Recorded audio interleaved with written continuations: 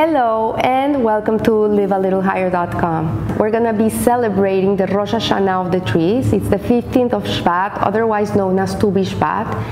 And what does it mean, the Rosh Hashanah of the trees? Does this mean that all the trees in the world get together, sit around, make a seder, and dip their apple in honey? No, that's not what it means. What it means is that on Tu B'Shvat, on this day, the trees stop absorbing the water from the ground, and they start nourishing themselves from their sap. And in Jewish law, this means that the fruit which has blossomed prior to the 15th of Shvat could not be used as a tithe for the fruit which blossomed after that date. So the Torah compares man to a tree of the field. As the days of a tree shall be the days of the people, says Isaiah, and he will be like a tree planted near water, says Jeremiah. Why is that the comparison of a tree to a man? How are we compared to a tree, and what lessons we can derive from our botanical friend? And it means here, according to Rabbi Shraga Simmons in his article Man is a Tree, he says that a tree needs the 4 basic elements in order to survive. So as we know, the world was created with 4 basic elements, which are earth, wind, air, and water. And everything in the world, every material creation of the world has these elements in it. And the human being also requires the same basic elements in a spiritual way to be able to survive in the world. So let's examine these elements one at a time and see how they are connected to the tree, how they are connected to the human being. So a tree, obviously, the first thing it needs is soil, it's earth. So it can be planted firmly in the ground, and the soil is not only the source through which the tree receives its nourishment, but also it provides room for the roots to grow, and this is also the place where you plant the seeds. And this is also true regarding a person. The Talmud explains, this is in the Avot, in Perkei Avot 3:22, a person whose wisdom exceeds his good deeds is likened to a tree whose branches are numerous, but whose roots are few. The wind comes and uproots it and turns it upside down.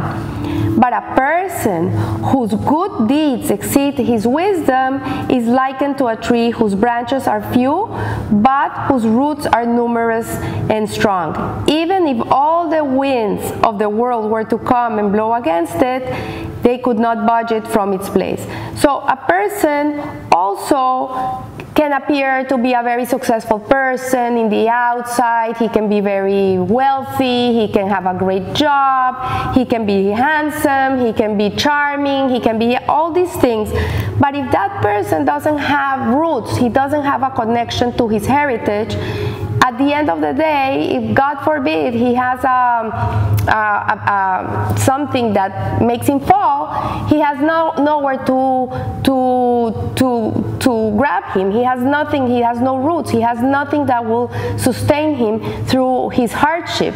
So he says here that a person, when he's alone, he's vulnerable to trends and fads that may lead to despair and destruction. But if a person, irrespective of wealth and status, is connected to his heritage, to a community, to his family, to a group of people, he has a foundation, he has something that will sustain him through hardships, and he won't blow away. The same way that a tree, if he has is a huge tree with a lot of branches, but his roots are not strong roots, they're not deep roots, a hurricane will come and the tree will just blow away or break. But if a tree, it can be a skinny tree with not many branches, not many leaves, but if the roots are strong and well grounded, the wind will come and the tree will be able to sustain himself. So humans require a strong home base. This is very important. We all need to have good values, good morals. We need to know who we are. We need to know where we come from. We need to know where we're going. We need to have a foundation. When people grow with no foundation, with no morals, with no heritage, no identity of who they are, then they can seem to be very strong in the outside, but in reality they're very weak in the inside. And he says here that humans require a strong home base where values and morals are absorbed and which provides a supporting growth environment.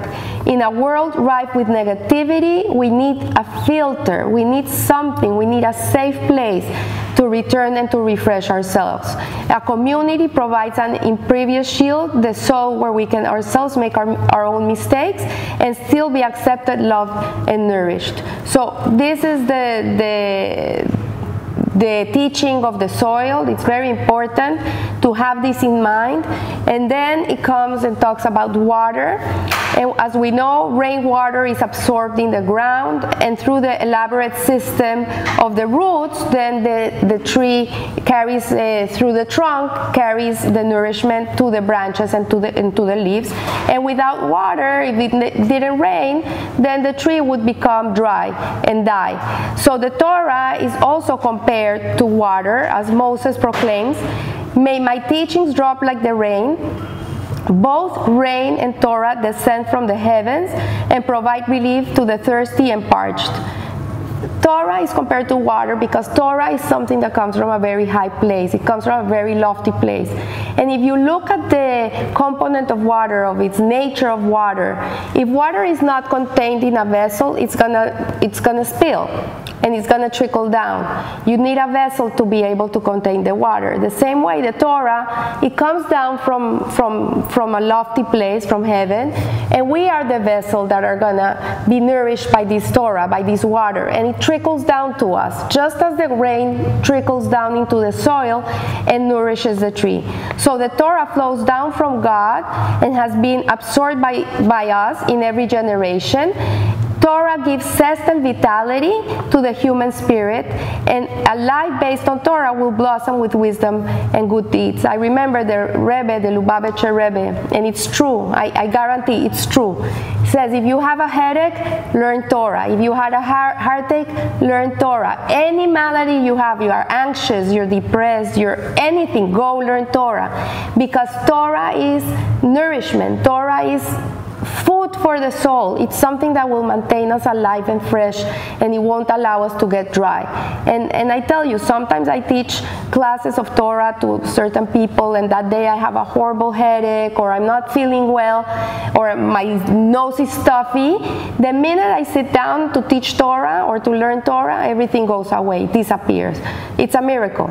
So deprived of water, a person will become dehydrated in our physical sustenance. We need to drink water, because if not, we become dehydrated and ultimately will become disoriented, even to the point where they may not be able to recognize their own face, their own father, I'm sorry. So too with Torah, a person becomes disoriented to the extent that may not even recognize their Father in heaven and the Almighty God of Israel. So Torah is something very important, something that is really a must in our lives, just as you wash your teeth and you bathe every day and you exercise to be healthy, to be clean. Torah is that counterpart in our spiritual life. If we don't have Torah in our lives, we're going to be dry. Then comes the element of air, and a tree needs air to survive. The air contains oxygen that a tree needs for respiration, and carbon dioxide for photosynthesis. In an imbalanced atmosphere, the tree would suffocate and die if he doesn't have this component. The Torah in Genesis 2:7 states that God breathed into man, he breathed life into man. And the Hebrew word for breath is neshama, in the same as the word for soul, which is neshama. And our spiritual life force comes from metaphorically by way of air and respiration. So we use our senses of taste, we have touch, we have sight, and in everything that we perceive. Even hearing involves the perception of a sound wave.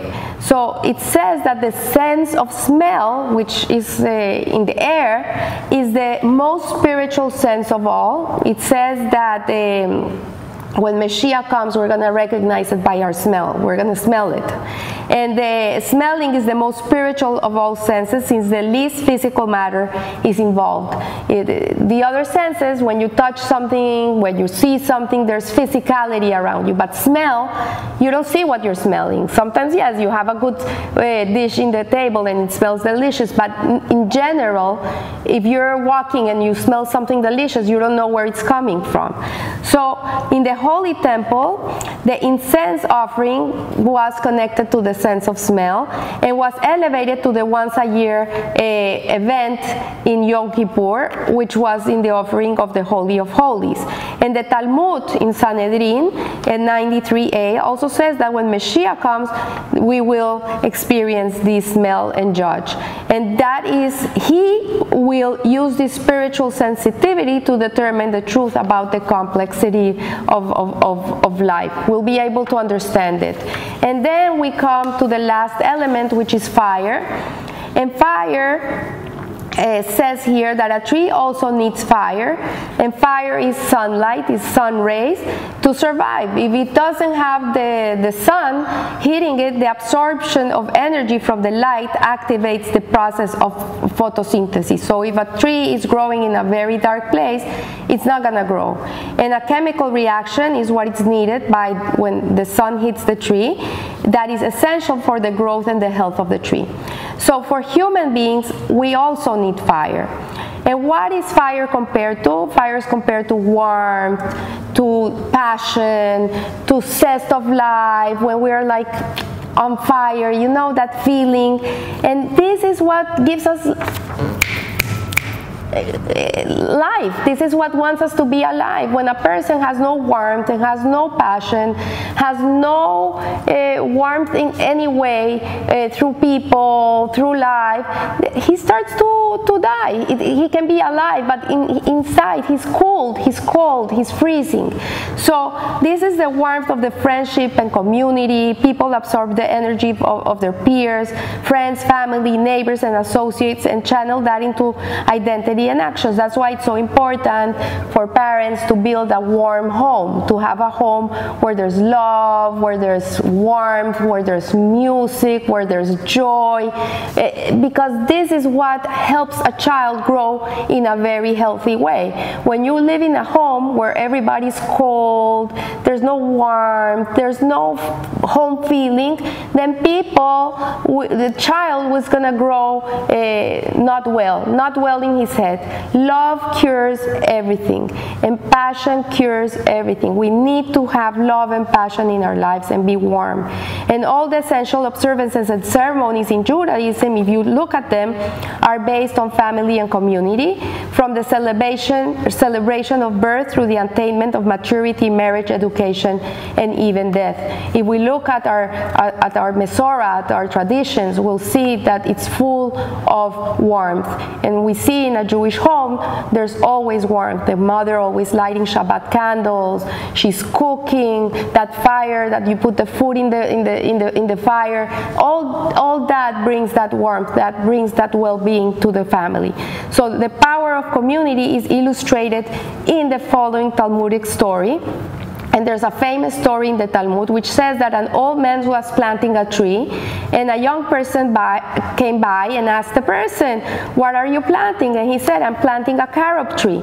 So the young guy said to the man, "You're a silly fool. You're so full. This tree takes 70 years to grow and to give the carobs, and you're not going to be here when this tree starts giving carobs. So why are you putting so much effort in planting this tree if you're not going to be able to enjoy it?" And the man answered the young man, "That's okay," said the old man. "Just as others planted for me, I'm planting for my future generations."